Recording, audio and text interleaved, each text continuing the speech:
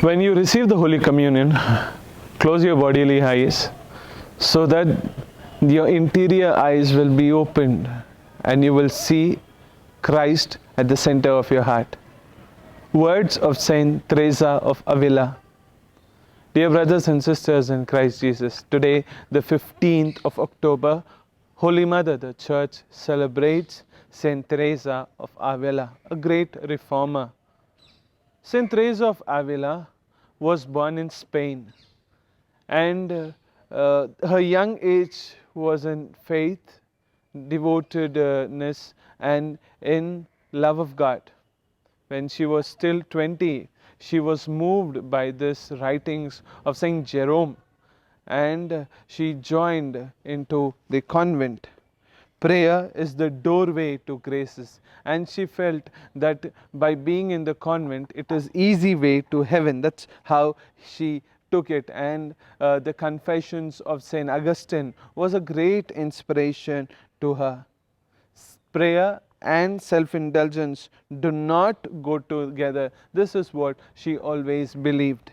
She now began to be overwhelmed by intellectual visions. After the age of 20, she started getting so many visions, and in one of the visions, and once one of the seraphs pierced her heart, and she calls it as her marriage with the Lamb of God, and that she terms as the day when she espoused Christ. And she had really so many spiritual blessings like alleviations, visions, ecstasies, and extraordinary graces she had in her life. And because of this, for 20 long years, she suffered. She suffered really badly in the hands of so many people, dear brethren. She suffered because they didn't believe her. They were thinking that she had diabolical visions. They thought she is possessed. It's obvious, right? They thought even Jesus was possessed. So everyone who believed in Christ also will go through same sort of things once, one or the other time in their life. And that's how, when she was 46, she went on to start this reformation in the Carmelite order, and 21 years of fight, of spiritual fight, 21 years of struggle, and finally she ended up starting 15 convents, Carmelite convents, and 17 friaries for the Carmelite order. And that's how she became the mother of Reformation in the Carmelite order. She wrote so many books on the order of her superiors.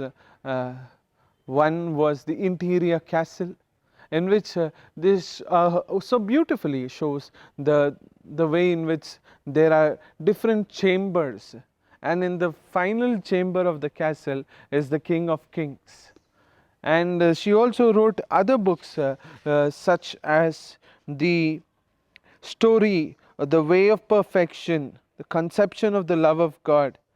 And therefore, on October 1582, she died. And she died on 4th of October, this little story. And we celebrate her feast on 15th of October. Why?